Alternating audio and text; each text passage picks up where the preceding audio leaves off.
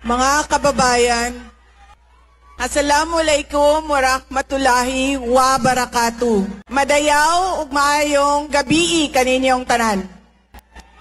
Magandang gabi sa inyong lahat. Una na sa lahat, ialay natin ang pasasalamat sa Diyos para sa araw na ito. Ang sunod na pagpapasalamat ay mula kay Pangulong Rodrigo Duterte sa inyong pagmamahal, sa inyong patuloy na suporta at pagdarasal na siya ay maibalik dito sa ating bayan. Maraming salamat. Ang susunod na pagpapasalamat ay mula sa akin sa patuloy ninyo na suporta sa akin at sa aking mga kasamahan sa opisina ng Pangalawang Pangulo. Maraming salamat. At ang huling pagpapasalamat ay mula sa aming pamilya.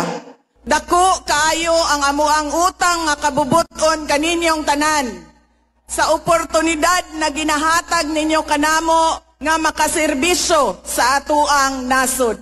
Daghan salamat. Ang pwesto na kinatatayuan ko ay hindi para sa akin. Ito ay para sa Pangulong Rodrigo Duterte. Pero tinawag ako ng tadhana dahil kinidnap ang tatay nating lahat. Ako si Inday Sara, isang botanteng nagmamahal sa ating bayan at natatakot para sa ating kinabukasan. Mga kaigsuunan ko, iniibig ko ang Pilipinas. Iniibig ko kayong mga Pilipino. This election will decide the future of our country. Ang boto ninyo ang magbibigay katiyakan kung maituloy ang pagbabago o tuloy-tuloy na lang tayo sa kapahamakan. Filipinos deserve better. Nagpapasalamat ako dahil nandito pa rin kayo at nakikinig sa akin sa kabila ng kaliwat kanan na paninira nila. In the past months, my name and my family's name have been dragged through the mud. I have repeatedly said it before, and I will say it again now. I am not the problem of this country. Hindi ako ang problema ng Pilipinas. Hindi Duterte ang problema ng Pilipinas.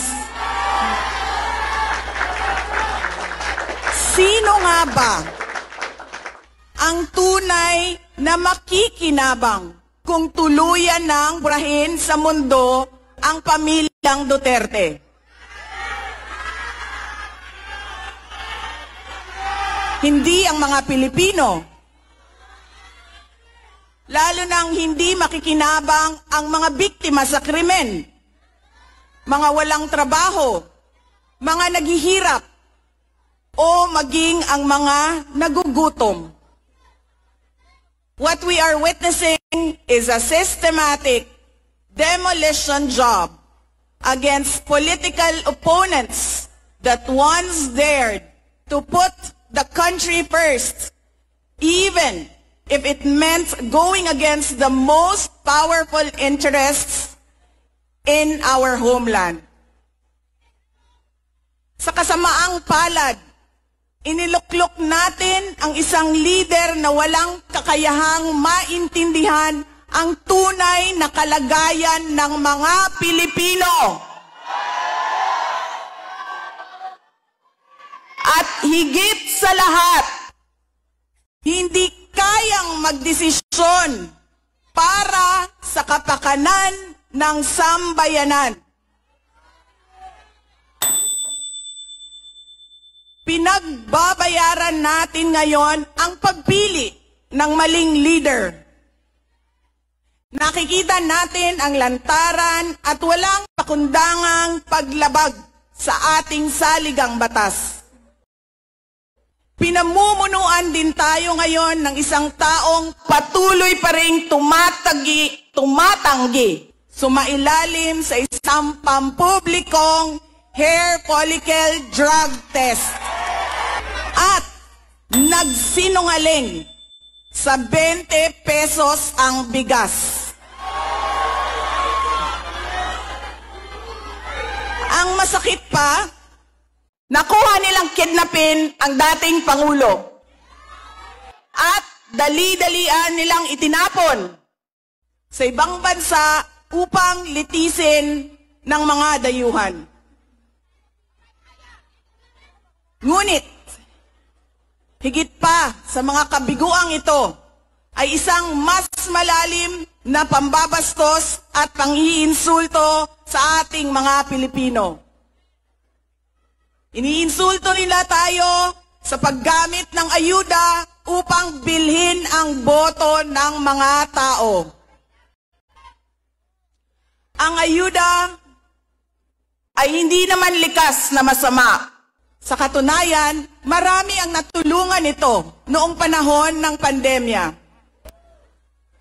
Ngunit, kapag ginamit ito para manipulahin kayo at pagsamantalahan ang inyong kahirapan upang manatili sila sa kapangyarihan, nagiging sandata ito ng pang-aabuso. Again, Filipinos deserve better. We must return to long-term, concrete programs, not short-term dole-outs that are being abused by those in power. Ang kailangan ng Pilipino ay isang mabisang food security program. Isang programa na tutugon sa problemang pinakamalapit sa bituka, ang gutom. Ang kailangan ng Pilipino ay isang modernong hybrid education system na nakasandal sa pagtuturo ng disiplina at pagmamahal sa bayan. Ang kailangan ng Pilipino ay isang tunay na universal healthcare system na tutugon araw-araw sa lahat ng health centers at hospitals at hindi lamang sa mga supporters ng politiko. Ang kailangan ng Pilipino ay matibay na infrastruktura. Let us build into the future. Ang kailangan ng Pilipino ay oportunidad sa hanap buhay at trabaho dito sa loob ng ating bayan. Masakit sa kalooban nating lahat ang kalagayan ng maraming nating OFWs na malayo sa kanilang mga mahal sa buhay. At higit sa lahat, ang kailangan ng Pilipino ay peace and order. Kailangan nating ganap na puksain ang kriminalidad, illegal na droga, terorismo, at insurgency sa pamamagitan ng makatotohanang non-partisan Philippine National Police na suportado ng ating sandatahang lakas. Kinahanglan undangon nato ang batasan sa pagpili sa mga kandidato nga gikan sa political dynasty. Kining mga sikat nga apelido nga magsayaw-sayaw ra og magkanta sa atubangan. Igo ra Undangon ang mga party list na gipanag-iya sa mga dato.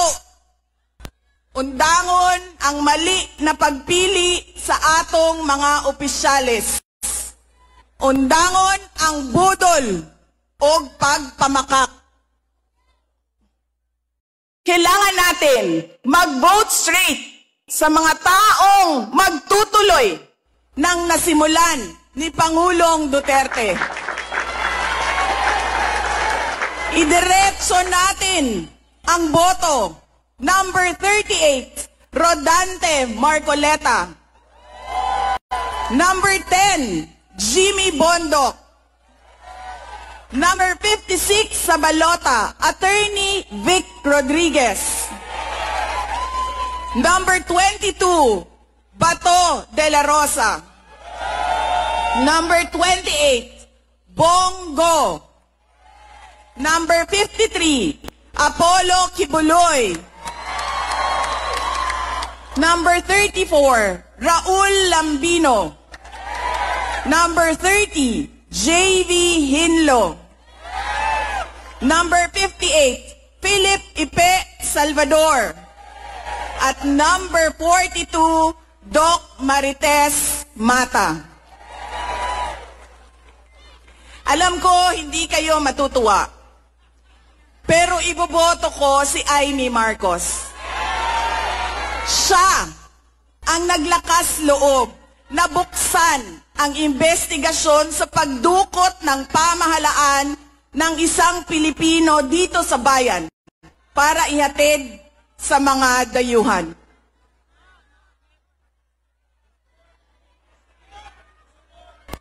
Iboboto ko rin si Camille Villar dahil sa kanyang karanasan bilang mambabatas sa House of Representatives na makakatulong sa isang tunay na pagbabago sa Senado. Hindi ako mapapagod na sabihin ito. We Filipinos deserve better. Tunay na kapayapaan at kaunlaran na hindi lamang para sa iilang politiko at mayayaman. Kaya sa May 12, kailangan natin maging mapagmatyag. May mga ulat at bulong-bulungan na may mga kumikilos na sa iba't ibang parte ng ating bansa. Mga babala na maaaring nagsisimula na ang malawakang dayaan sa halalan ng alyansa.